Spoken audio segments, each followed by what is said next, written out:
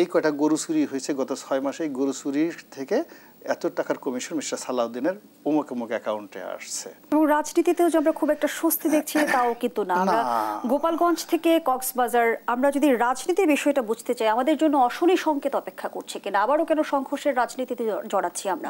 এখন সংঘর্ষের রাজনীতিতে আমরা আলটিমেটলি তো জড়িয়ে গেছি।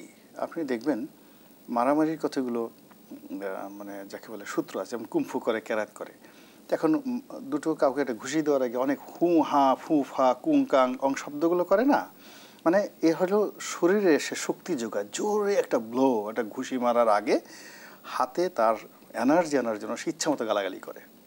তো যখন মানে মেঘ হবে তার আগে মানে গুড়গুড় আওয়াজ হয়, বজ্রপাতের আগে বিদ্যুৎ চমকায়। তো এখন রাজনৈতিক অঙ্গনে দেখবেন যে অশ্লীলতাগুলো এসছে, যে গালাগালগুলো আসছে, যে পরস্পরকে ছোট করার যে যাকে বলা হয় অভ্যাসগুলো আসছে, এটা আমাদের রাজনীতিতে কখনো ছিল না।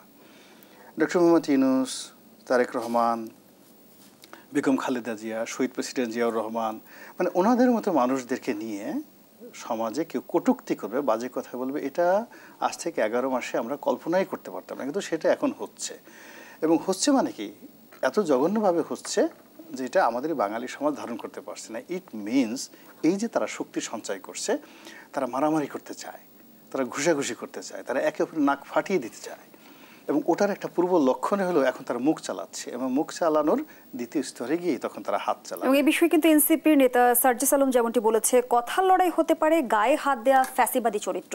এবং এনসিপির আহ্বায়ক নাহিদ ইসলাম নাসিরউদ্দিন পাটোয়ারির বক্তব্যকে সমর্থন করে বলেছে তিনি সত্য উদ্ঘাটন করেছে কক্সবাজার ইস্যুতে। ওটাই মানে যা কিছু হচ্ছে এখন কক্সবাজারে, ওই কথাটা গিয়ে কক্সবাজার বলতে হবে কেন? তাদের হাতে যদি তথ্য প্রমাণ থাকে, সালাউদ্দিন সাহেব অত্যন্ত গুরুত্বপূর্ণ একজন নেতা, জাতীয় নেতা, বিএনপির এখন সম্ভাব্য মহাসচিব, তার ব্যাপারে আপনার অভিযোগ থাকতেই পারে। যেহেতু আপনিও একটা জাতীয় নির্বাচন, এনসিপি, সার্জিস বা যারা আছেন তারা অভিযোগ করতে পারে। ঢাকাতে একটা সংবাদ সম্মেলন করতো যে এই যে মিস্টার সালাউদ্দিন তিনি এই কয়টা ওই জায়গা থেকে এত টাকা ঘুষ নিয়েছেন, এই অভিযোগ আমাদের কাছে আছে। এই কয়টা গরু চুরি হয়েছে গত 6 মাসে, এই গরু চুরির থেকে এত টাকার কমিশন মিস্টার সালাউদ্দিনের অমুক অমুক অ্যাকাউন্টে আসছে। এই কয় পিস ইয়াবা, এত কোটি ইয়াবা এখানে পাচার হয়েছে, ইয়াবার এই কোটি টাকা থেকে এত টাকা সালাউদ্দিন সাহেবের আসছে। কিন্তু ব্ল্যাক অ্যান্ড হোয়াইট তারা ঢাকাতেই বলতে পারে, কিন্তু এই কথাই কিন্তু কক্সবাজারে বলতে তাদের বলার দরকার ছিল না। কক্সবাজারে যাওয়া মানে ওখানে একটা এনার্কি তৈরি করা। জনাব গোলাম মাওলা রনি, আপনি বলতে চাইছেন কি যে এনসিপি তাহলে ইচ্ছাকৃতভাবে, উদ্দেশ্যপ্রণোদিতভাবে এই ধরনের বক্তব্য দিচ্ছে? এখানে আমি ঠিক তাদেরকে কোনো ব্যাপারে ব্লেম করতে চাচ্ছি না, যেহেতু যুবক তারা। এখানে দুটো ব্যাপার, প্রথমত হলো দুটোই হতে পারে, তারা না বুঝে বলতে পারে, আবেগ বশবর্তী ওখানে গেছে।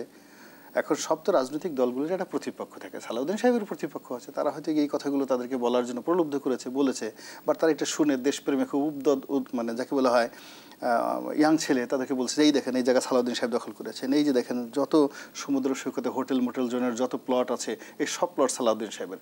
এই কথা শুনে তাদের মাথা খারাপ হয়ে গেছে, সে হয়তো একটা কথা বলে ফেলে।